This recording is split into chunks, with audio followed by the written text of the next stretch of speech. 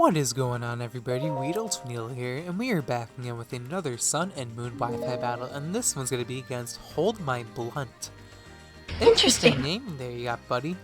Now, I battle my opponent off my Discord server, so if you guys are interested in the Pokemon Sun and Moon Battle and Trade community Discord server, and a place to hang out and find Wi-Fi battles, definitely check out my Discord server, as it's the only place that I am accepting battle requests. So a link will be in the description for that if you're interested. Now, me and HoldMyBlunt are having an NU Alpha game today, as he was looking for one in the battle and trade chat, and I decided to hit him up with a PM, and here we are. So his team's actually looking pretty fun. He has a lot of old NU Pokemon that I've seen a lot, like Jinx, Rhydon, and Weezing come to mind. And definitely some new additions in this generation, like Houndoom and Hitmonlee were not in NU last generation. As I'm using a very fun team with Flareon on it, you guys get to see Flareon in this battle, because I think it's the only evolution I haven't used yet. Besides Sylveon, I'm pretty sure. But Sylveon, you guys know what that thing does. Hyper Voice for days. But this Flareon type is pretty awesome. So turn 1, my opponent is going to lead off with this Rhydon, as I do anticipate the Rhydon to lead off. Or the Whimsicott.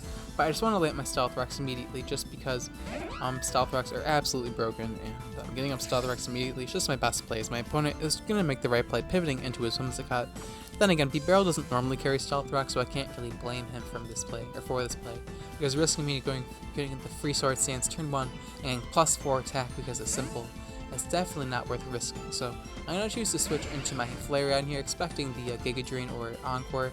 As I do get that play correct, they were able to switch into the Encore, activate the Toxic Orb, and get our Guts with Kakatsuchi, the Flareon. So my opponent is going to click U-turn here just to get on out of here. I don't blame him. Flare Blitz from Flareon is a pretty big threat with the Guts. I think it's like the hardest hitting fire type in NU.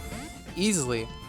Probably in like UU, honestly. Like, I don't think anything that hits harder, maybe like Banded Entei, but even then that's iffy. So my opponent is going to bring in the Rhydon here, and unfortunately for him, I did kind of see through that. It was either the Rhydon or the Houndoom that was going to take the fire type attack. So either way, Superpower hits both of them. So Rhydon comes in, takes a huge hit.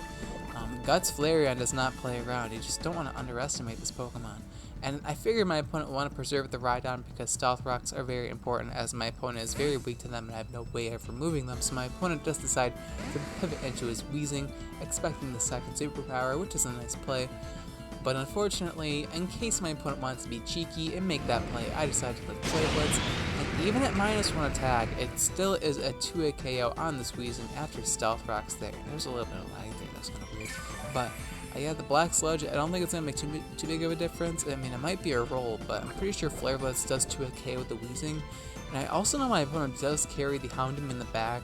And I'm on fire with my predictions right now, so I'm like, I may as well go for Facade, just in case my opponent wants to be extremely cheeky and pivot into the Houndoom, but my opponent does decide to stay in here, as I do kind of make a misplay there. But I mean, I thought I was on a roll, man. I wanted to keep going.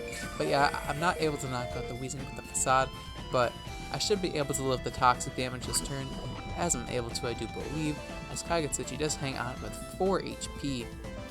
And I should be able to knock this thing out with the Flame Charge, just to reveal my last move, just because you want to outspeed fast Pokemon like that. So Flame Charge is going to be able to knock out the Weezing, and we're going to get a speed boost, even if we're going to die the following turn. But Weezing is going to go down. Wow, that Weezing sprite looked very weird. But yeah, I'm going to lose my Kakatsuchi, but we wall broke the Rhydon pretty hard, and we just destroy the Weezing 1v1. So that opens up the door for a lot of my physical sweepers, like my B-Barrel and my Pinsir. So that's very good for me. So here, my opponent is going to bring in the Whimsicott, as I bring in my Sigilyph, because it's pretty much my best Pokemon to bring in on a double down, as it does well against everything besides the Houndoom and Jinx pretty much, which I guess is like 2/4, but whatever. My opponent is going to U-turn out here, which is a nice play.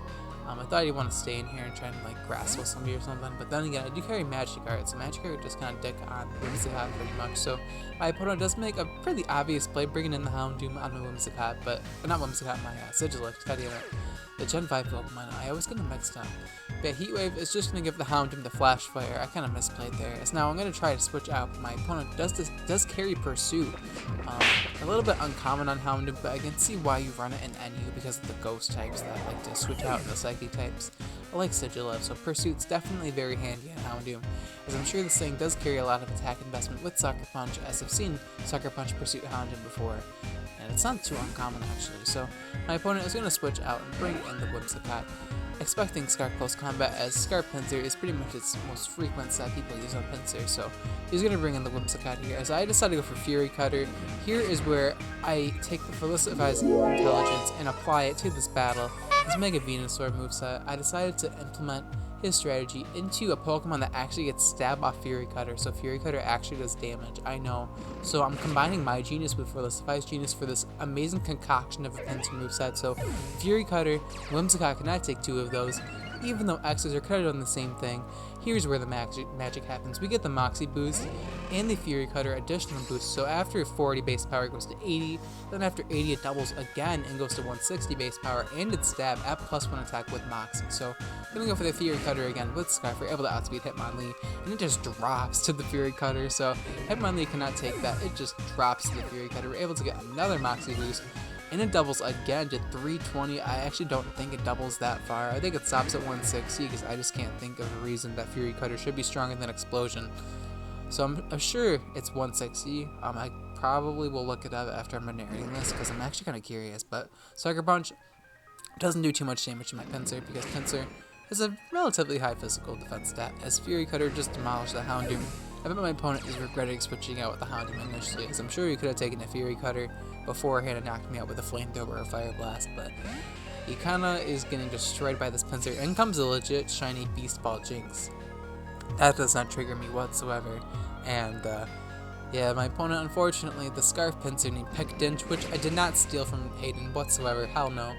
Definitely came up with that nickname by myself, but low-key that's like a freaking retro Hayden nickname, so I had to use it for Pinsir, especially with a set like this. Come on, my opponent really just got destroyed, so the name is fitting. And then comes Rhydon and Fury Cutter, Felicify's intelligence, man. He really is the connoisseur of competitive Pokemon. Like, tweet this video at Felicify just so he sees how broken Fury Cutter truly is, and I just think that he has some very good ideas, and I just know how to apply them while in battle. So hope you guys did enjoy this fast-paced battle. If you guys did enjoy this battle, please be sure to hammer arm that like button, Continental crush that like button, you know, all that fun stuff, as it means the world to me. And your guys' support has been outstanding lately. The likes and comments, I read all your comments. I may not reply to them all, but I definitely read them all. And your support means the world to me, and I just love you all so very much. And I feel like I can't say that enough. And yeah, the question of the day is going to be, which Pokemon would you guys like to see me use in my future battles? Let me know in the comments down below. And I know I ask this question very frequently, but I'm sure you guys, you know, you want to see different Pokemon after a certain amount of time. So, you know, let me know in the comments below if you want me to bring some Pokemon back or use some new ones. You know, let me know in the comments below, and if you see something you want, you know, if you see someone mention something that you want to see as well, definitely leave their comment a thumbs up so I know what you guys want to see. And yeah, thank you so much for watching, guys. I'll check you guys in my next video. Alright, peace.